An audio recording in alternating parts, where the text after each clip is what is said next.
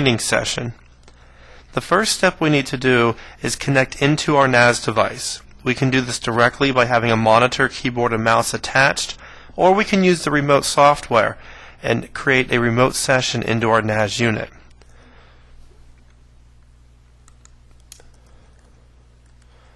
The username is user, and the password by default is ITS. You may have changed that password during your NAS setup, so please keep track of all the passwords that you have set for your NAS box. The first step in our restorations is to come into the Backup Management menu and down to our Management Console. The Management Console is where we set up all of our servers on the NAS device. Also on this window, we can create our point-in-time mounts. By clicking on the Browse and Restore Files link in the Task section, this will load the wizard, and in this wizard we can create the volume mount for our server at the time we want to recover.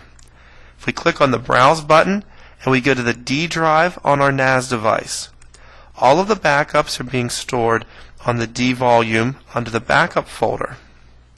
There will be a unique identifier followed by the server name. Select the server you want to mount, and then you will see all of the incremental and base images created for that server.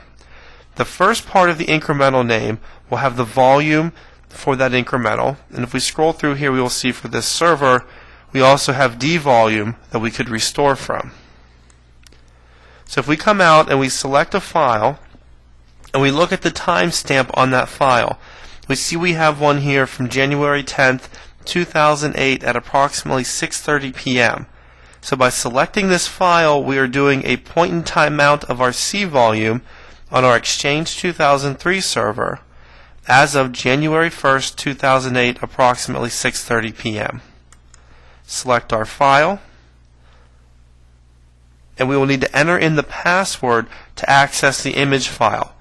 This password was created during the web provisioning of your NAS. Please do not lose this password or you will no longer be able to do restorations. Once your password is accepted, it will show you the resources available on the NAS.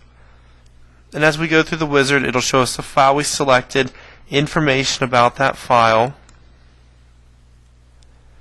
and finally we can select the drive we want to mount this as. So if we come out and select our M drive, we will be mounting our server's C volume as the M drive on the NAS. You want to make sure you are always mounting as a read-only file. Select the next button, and now we see the chain back to our base image. The file that I selected was a CW file. That stands for a compressed weekly file. We can see that there are other compressed weekly files needed to get back to a compressed monthly.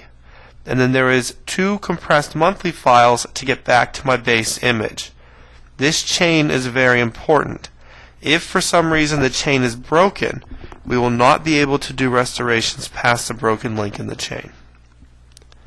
Clicking on Finish, the NAS will then take the chain and recreate our C volume for us.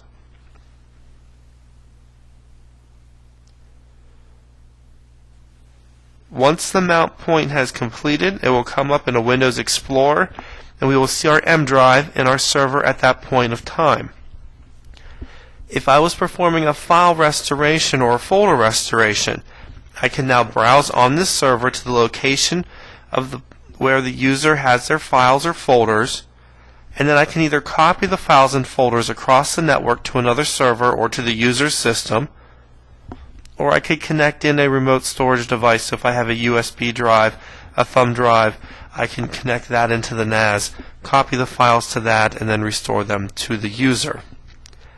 If I was doing a SQL restoration or a line of business application restoration where I needed to access data, I would go into my program files or the location of the install folder. I would find the application data files I would need to restore, or for SQL, my LDF and MDF files. Copy them out either to another server, a test server, the original server, or again to a USB device. and then using the line of business application, or for SQL Restore's SQL Enterprise Manager, load the files into the application and then perform my restoration. You may need to contact the vendor's support in order to complete the restoration process. We are using the NAS device, we are able to access and restore the data directly.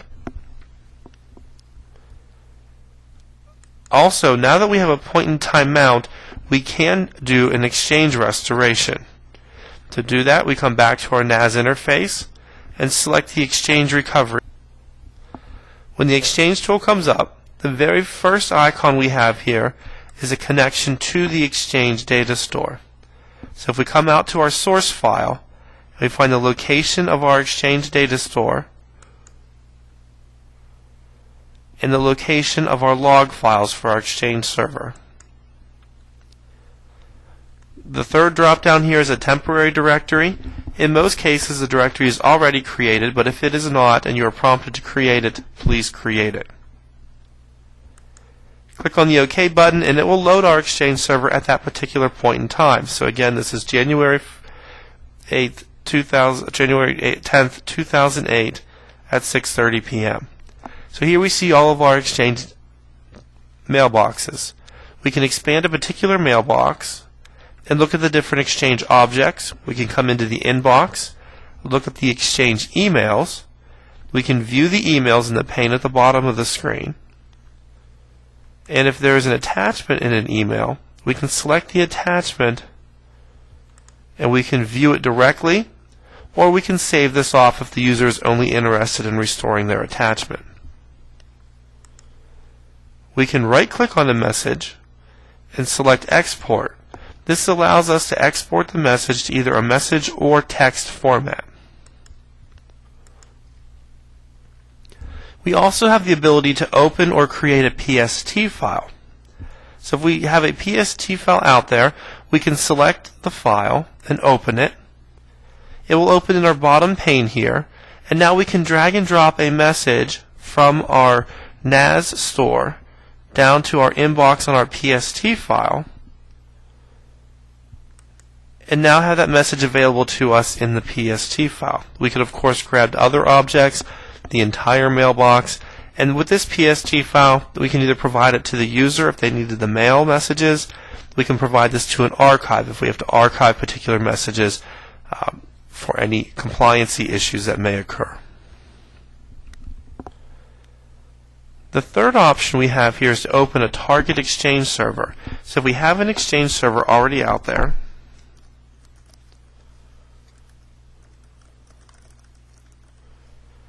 we can enter in the mailbox name and the Exchange server. The tool will attempt to connect, and then we will need administrator access to that email server.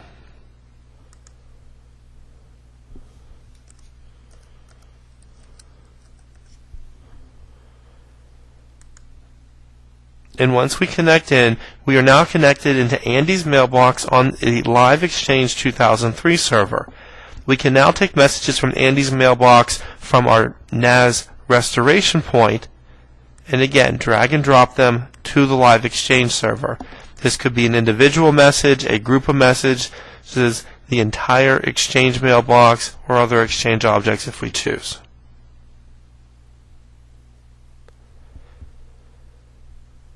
Once we have completed, we can close out. We want to make sure that once we are done working on the NAS, we come back into the Backup Management menu, go back to the Management Console. From the Tasks section, select Dismount Backup Image, and go through this wizard. This wizard will free up the resources we are using when we mounted our M drive to the NAS. So if we select Next and Finish, this will remove the M mapping from our system, freeing up those resources. Once completed, we want to make sure we do not directly disconnect from the session if we are remotely connected in. You always want to select Log Off. If this is not done, the NAS session will still be open even though you've closed your remote session.